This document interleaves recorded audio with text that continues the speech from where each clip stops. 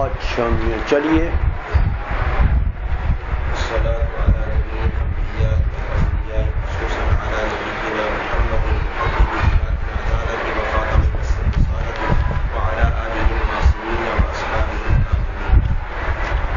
اچھا میاں اب علامہ میر حسین میرزی رحمہ اللہ تعالی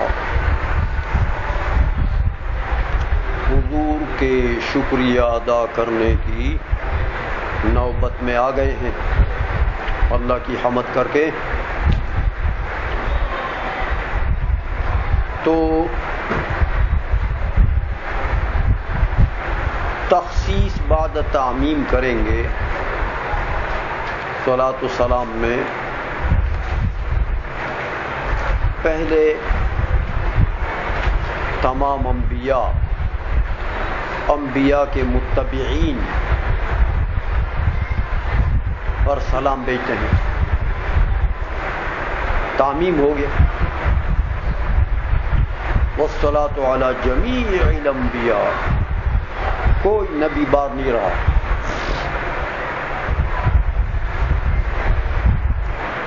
والاولیاء،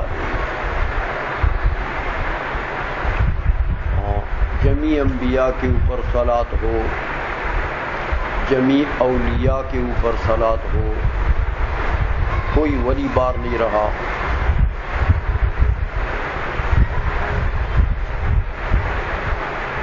اولیاء ولی کی جمع ہے.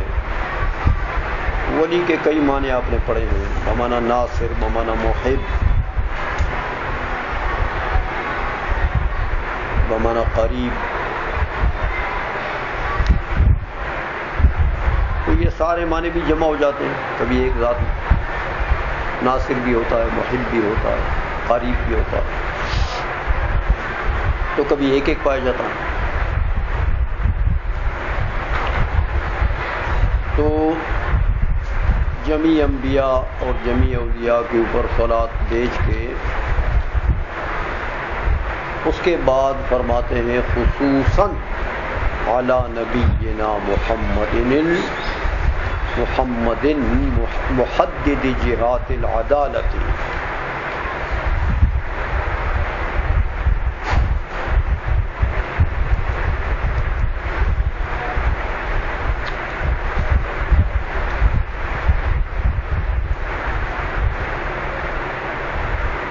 فلسفی آدمی ہے تو فلسفی زبان میں حضور کی تعریف کرتے ہیں. خصوصاً علی نبینا محمد صلی اللہ علیہ وسلم محدد جہات العدالت.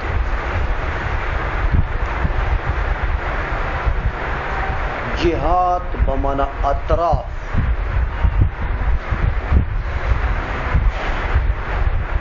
جہت الشیء طرف، جہات بمعنی اطراف.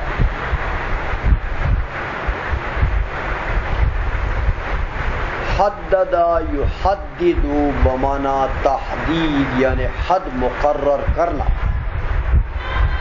نہایت کسی کے لیے مقرر کرنا کہ میاں تیری زمین کی یہ حد ہے، ہاں اس سے آگے تیری نہیں ہے. یہ تعیین حد. محدد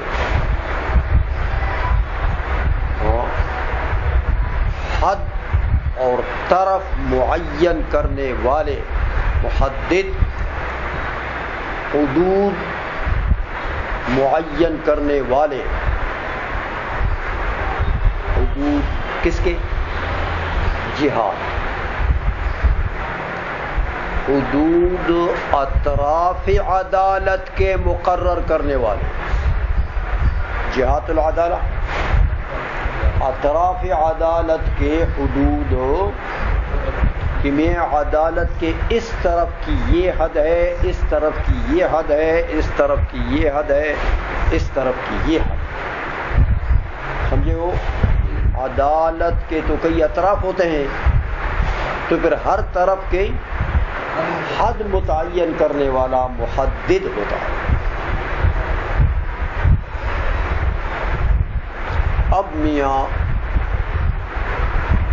بات ذرا بڑی گہری کہہ گئے، تھوڑی سی وضاحت کرنی پڑے گی اس کی.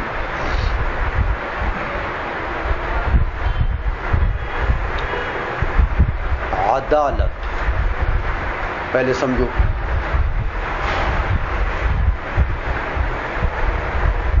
عدالت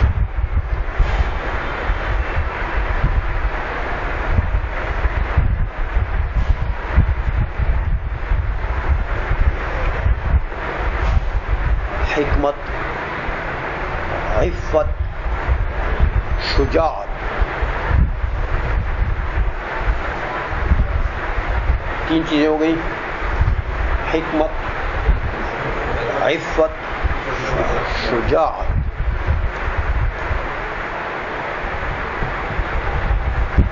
ان تین چیزوں کے درجہ وسطی کا نام ہے عدالت. دیکھو میاں، حکمت،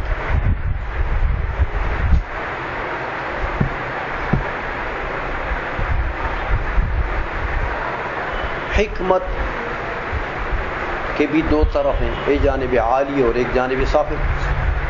حکمت سمجھائی.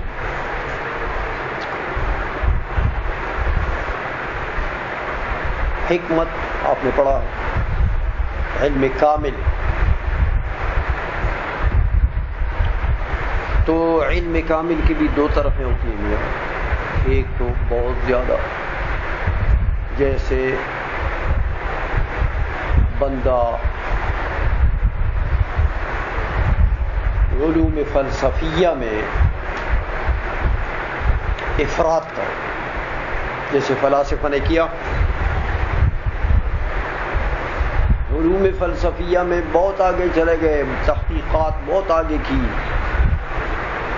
اپنی عقل پر اتنے مغرور ہوئے کہ خدا ان کی قدوس کی ذات کا انکار کر دیا. سمجھا گئی ہے؟ تو حکمت کی انتہا کر دی انہوں نے، کافر ہو گئے. فرط عقل نے فلاسفہ کو کافر کر دیا، اور فرط محبت اہل بیت نے شیعوں کو کافر کر دیا. سمجھا گئی ہے؟ دیکھو، ہر درجہ، ہر شے اپنے اعتدال کے درجے میں ہو تو ٹھیک ہو. افراط و تفریط کسی چیز میں بھی ٹھیک نہیں ہے. تو حکمت میں افراط، علم کامل میں انتہائی کمال کا درجہ. تفریط، بڑا بلید ہو بندہ، تھوڑی سی بات کو بھی باریکی آ جائے نہیں سمجھتا. سمجھ آئیے؟ تو ذکاوت کا انتہائی رتبہ، یہ حکمت کی انتہا. افراط، انتہائی بلادت، یہ حکمت کی. تفریط، یہ دونوں قبیح ہیں، درمیان والا درجہ. ایک عفت کا بھی یہ حال ہے، پاک دامنی. عفت مانے پاک دامن، اس میں بھی یہی افراط و تفریط ہے. تو پاک دامنی کا افراط کہ اتنا بندہ عیوب اور نقائص سے اپنے آپ کو منزہ جانے کے اپنے آپ کو خدا بنا دے. اتنا پاک دامن ہوں میں، کوئی عیب مجھ میں نہیں ہے میاں، میں تو اللہ الصمد ہوں. تو یہ درجہ بھی قبیح ہے.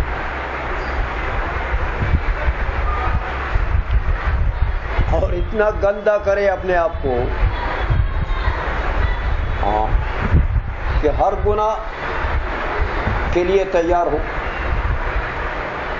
تو یہ تفرید ہے. یہ دونوں قبیح درمیانہ درجہ. تو عفت کا بھی درمیانہ درجہ. شجاعت ہے میاں،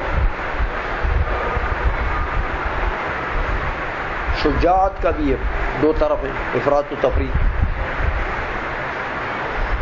ایک تو افراط ہو شجاعت میں، تہور کہتے ہیں کہ اتنا بے دریغ جرأت مند ہو،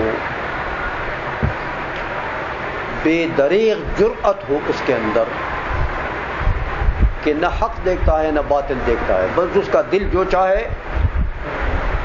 کر گزرتا ہے. کسی کو قتل کرنا ہو یا کسی کو پھانسی میں لٹکانا ہو، یہ تہور ہے، یہ بھی قبیح ہے. اور شجاعت کا تہور بھی نہ ہو، نچلا درجہ ہو، بزدل آدمی ہے، تھوڑی سی دھمکی کسی کی دے دی تو اس کا وضو ٹوٹ گیا. تھوڑی سی دھمکی کسی نے دی تو وضو ٹوٹ گیا. تو یہ درجہ بھی قبیح ہے، درمیانہ درجہ. میاں ان تین درجوں کے، شجاعت کا بھی درمیانہ درجہ، عفت کا بھی درمیانہ درجہ، حکمت کا بھی، ان تین چیزوں کے مجموعے کا نام ہے عدالت. سمجھے ہو؟ ان تین چیزوں کے اوسط جو درجات ہیں ان کا نام ہے عدالت. اب اس عدالت کے اطراف ہیں میاں، جہات ہیں. تو ان جہات کے تعیین کرنے والا کوئی تو ہونا چاہیے نا میاں. ان اطراف کی حد معین کرے. تو وہ کون ہے؟ حضور کی ذات، محدد جہات العدالت. دیکھو میاں، حضور نبی کریم صلی اللہ علیہ وسلم کی شریعت میں نہ افراط ہے نہ تفرید ہے. موسیٰ علیہ السلام کی شریعت میں نے آپ کو بتایا تھا افراط،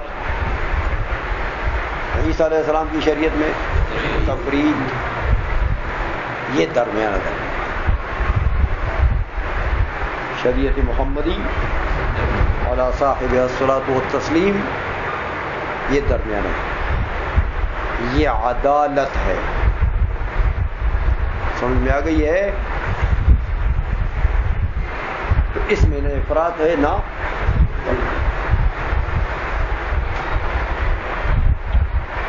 تو میاں یہ جہات اور یہ اطراف متعین کرنے والے کون ہیں؟ حضور کی ذات.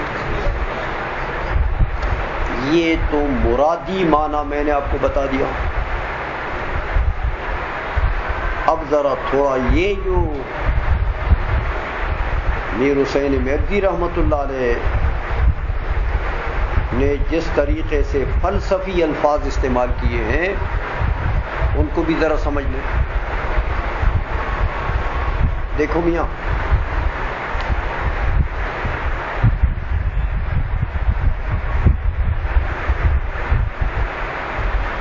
کائنات، ممکنات، یہ پورا عالم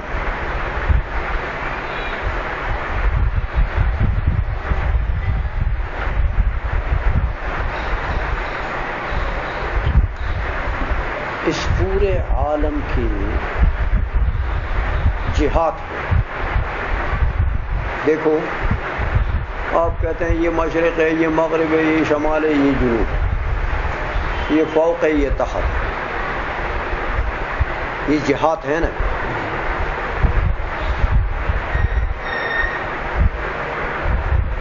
ان جہات کا محدد کون ہے؟ فلک الافلاک، اے تمام آسمانوں کا ابا جان، فلک الافلاک۔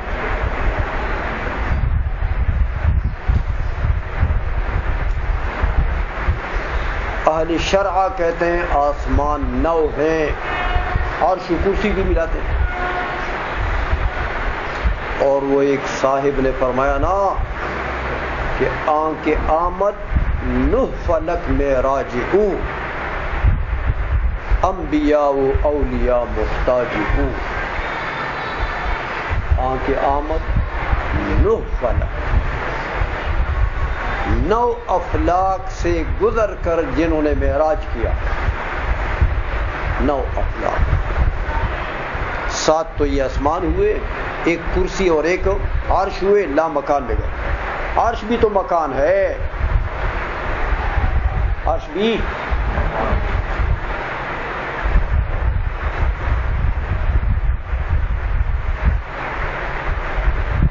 وہی لا مکان کے مکی ہوئے، سر عرش تخت نشین ہوئے۔ یہ نبی ہے جن کے ہیں یہ مکان، عرش مکان ہے،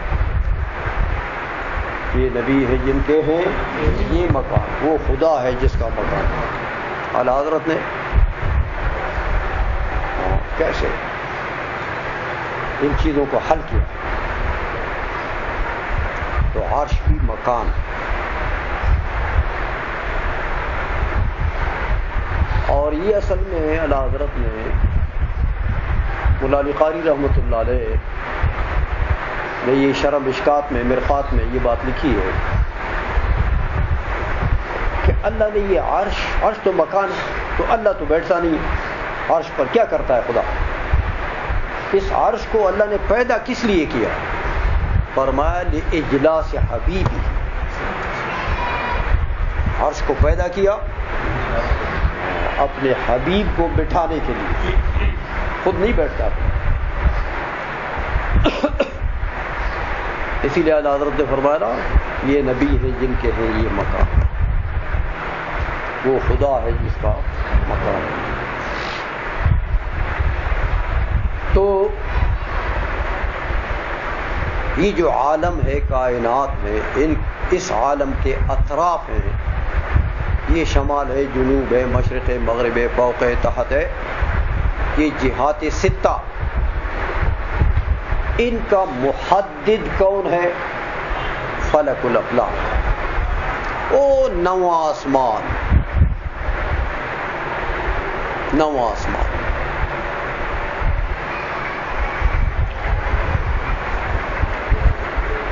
آٹھواں آسمان جو ہے، فلاسفہ 8ویں آسمان کو فلک الثوابت کہتے ہیں، پڑھو گے آپ میگزی میں اور اس میں صدرہ میں پڑھو گے، فلک الثوابت، یہ جو ستارے حرکت نہیں کرتے، غیر متحرک ستارے جو ہیں، یہ اسی آسمان میں، قدیم فلاسفہ کے نزدیک، آج کے سائنسدان نہیں،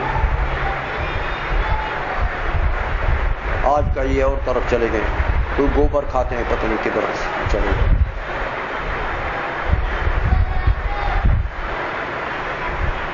تو 8واں آسمان فلک الثوابت، جو ثابت سیارے ہیں، ستارے ہیں، سیارے نہیں ستارے ہیں، وہ 8ویں آسمان میں، اور جو 7 ستارے سیارات ہیں جو متحرک ہیں، حرکت کرتے ہیں، جیسے شمس ہے، قمر ہے، مریخ ہے، زحل ہے، مشتری ہے، یہ عطارد وغیرہ، یہ بڑے ستارے جو ہیں ان کو 7 سیارات کہتے ہیں۔ یہ ہر ستارہ ایک آسمان میں ہے، تو اسی طرح 7 آسمان بن گئے. 8واں فلک الثوابت ہے. اس فلک الثوابت کے اوپر ایک اور آسمان ہے جس کو فلک الافلاک کہتے ہیں. وہ جو فلک الافلاک ہے فلاسفہ کہتے ہیں کہ وہ نیچے ان تمام گلوبز کو حرکت دیتا ہے. تمام آسمانوں کو حرکت دیتا ہے. اس کو حرکت قصری کہتے ہیں. ہر آسمان اور ہر سیارے کی ایک حرکت ذاتیہ ہے اور ایک حرکت قصری ہے جو فلک الافلاک ان کو دکھا دے کے چلاتا ہے. وہ حرکت قصری ہے.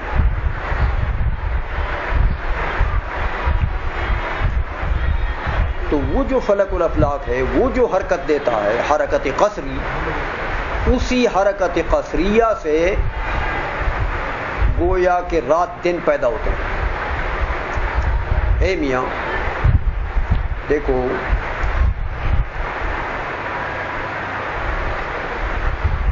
چوتھے آسمان میں سورج ہے. قدیم فلاسفہ کے نزدیک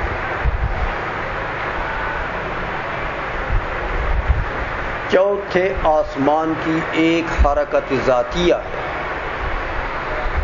حرکت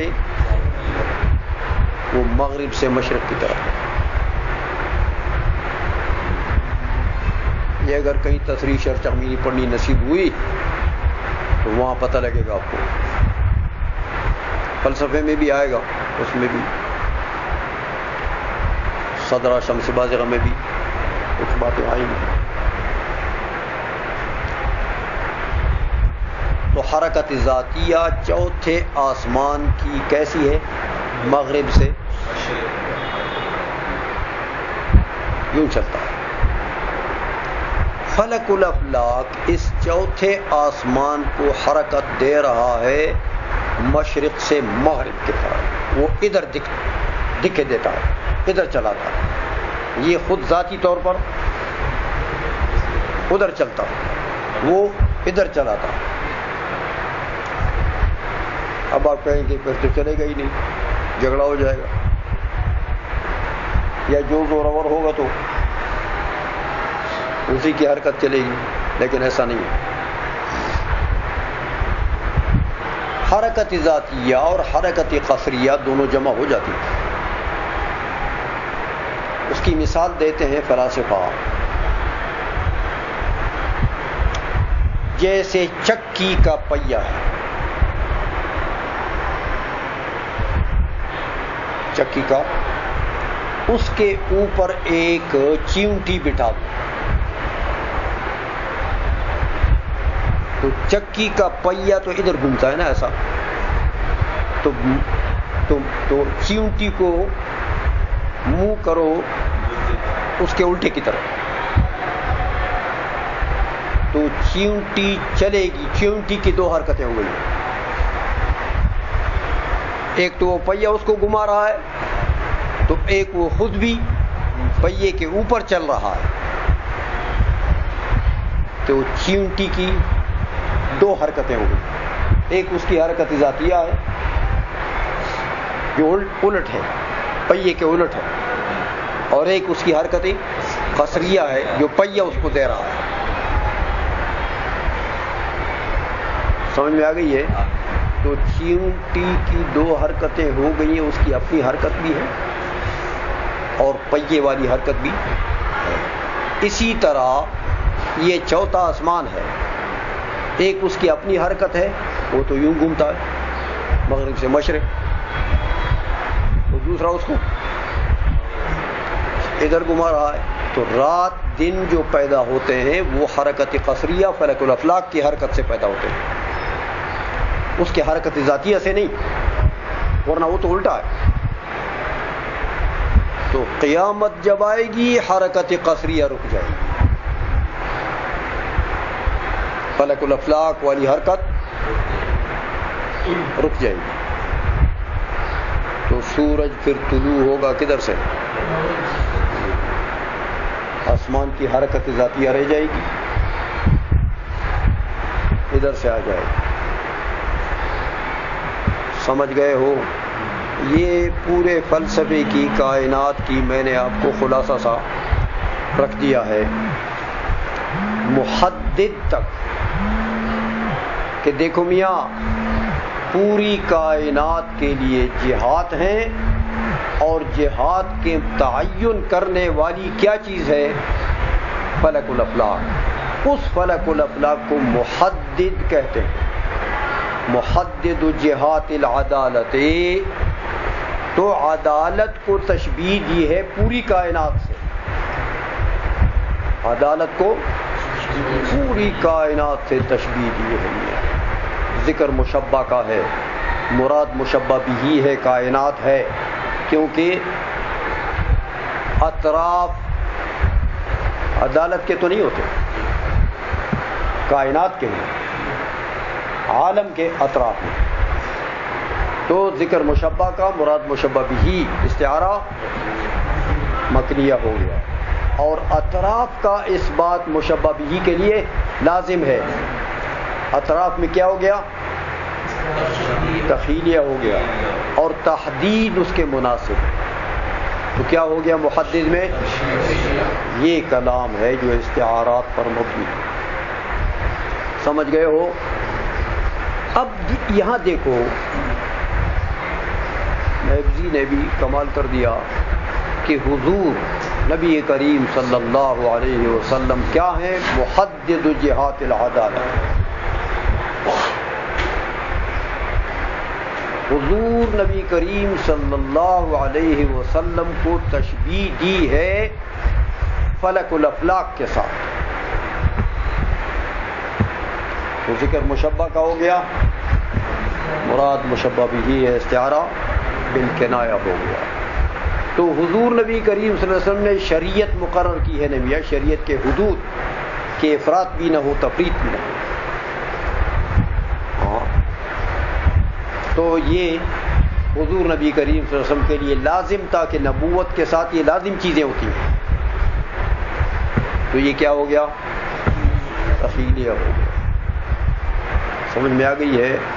یہ استعارات پر مبنی کلام ہے کہ حضور کی تشبیہ محدد کے ساتھ، جیسے محدد تصرفات کرتا ہے، حرکت دیتا ہے، ایسے ہی حضور کے تصرفات ہیں کائنات میں،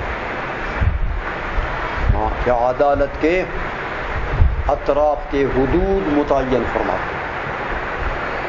یہاں فلسفی انداز میں حضور کی صفت اس طریقے سے کریں، استعارات سے بھی بھر دیا ہے، اور حضور کی شان بھی کیسے بیان۔ چلو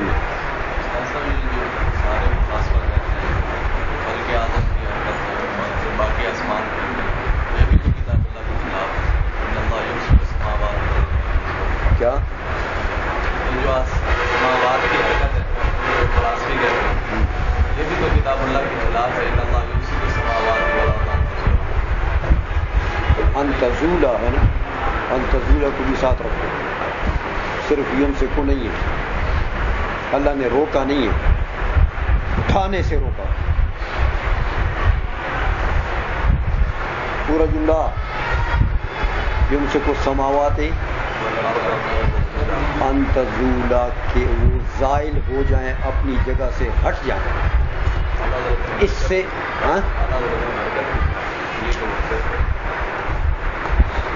وہی مانا ہوا نا، اپنی جگہ سے تو جب بھی ہٹیں گے کہ حرکت کریں گے نا یار، اوپری میں کچھ ہے کہ نہیں ہے؟ کوئی شے اپنی جگہ سے کیسے ہٹتی؟ یہی مانا ہوا نا۔